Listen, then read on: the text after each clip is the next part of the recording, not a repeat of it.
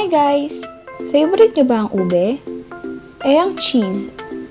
Don't worry, dahil ang dalawang sangkap na yan ay pagsasamahin natin sa isang recipe. For today's video, ang gagawin natin ay yummy ube cheese balls, not fried. So, ano pang hinihintay natin? Let's get started! Ang una natin gagawin ay salain ang glutinous flour.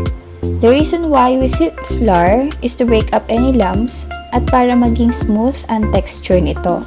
So, nasanay na rin ako na every time na magluluto na may flour, I always sift it because may mga hindi sinasadya na makakabili tayo ng lumang flour na may mga bugs and tiny worms on it. So, sa pamamagitan ng pagsala nito, malalaman natin kung hindi na pala ito pwedeng gamitin. Lagyan ng warm water, tansyahin natin ang paglagay ng tubig. Make sure na hindi ito sobra o kulang upang makagawa tayo ng dough.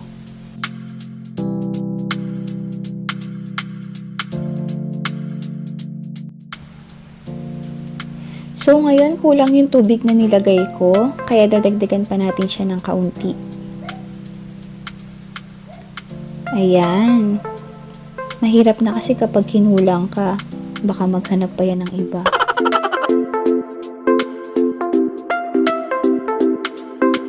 Okay, dapat ganito yung kalabasan ng dough natin. Para sa ube flavor, maglagay ng 1 teaspoon ube extract.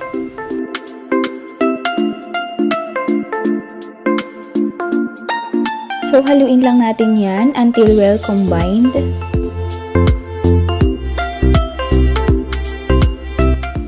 Yung totoo, struggle is real mga beshi.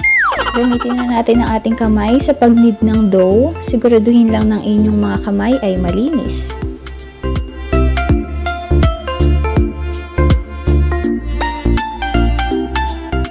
After kneading the dough, maglagay ng 1 cup white sugar.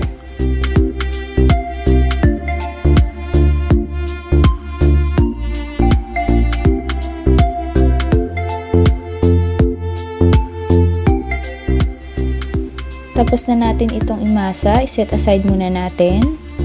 Para sa ating filling, prepare 1/2 bar cheese. Hiwain lang yan into small cubes.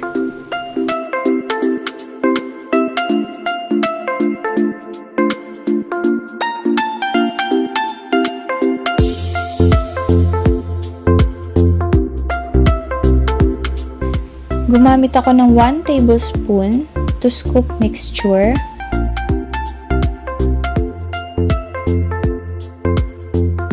Then flatten it using your palm. Kumuha ng cheese.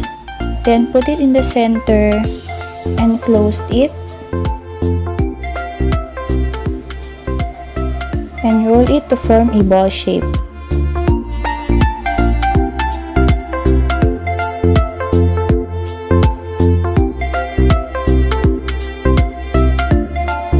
Repeat the process lang until all dough are filled.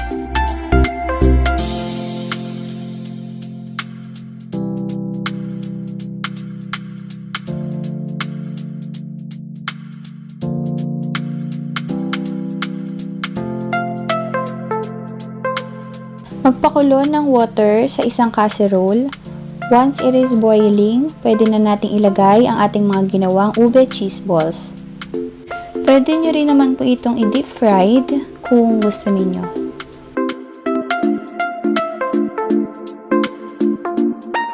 Once na lumutang ang mga ito, it means ito ay luto na. So, dumako muna tayo sa ating trivia. Alam nyo ba na ang purple yam o ube ay very popular na flavor sa Pilipinas? Ito ay karaniwang ginagamit for sweet preparations. Ito ay mayaman sa potassium, carbs, and vitamin C. O diba? Bongga! Ngayon ay lulutuin na natin ang sesame seeds ng may mahinang apoy. Mahina lang po para hindi ito masunog. Sa paligid-ligid ay puno ng linga. At para mas lalong sumarap ang ating ube cheese balls, pagulungin lang ito sa sesame seeds.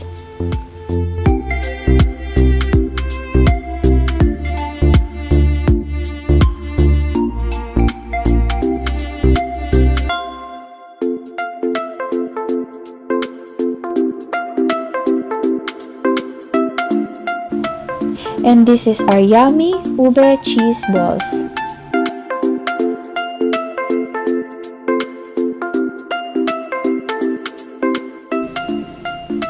Enjoy!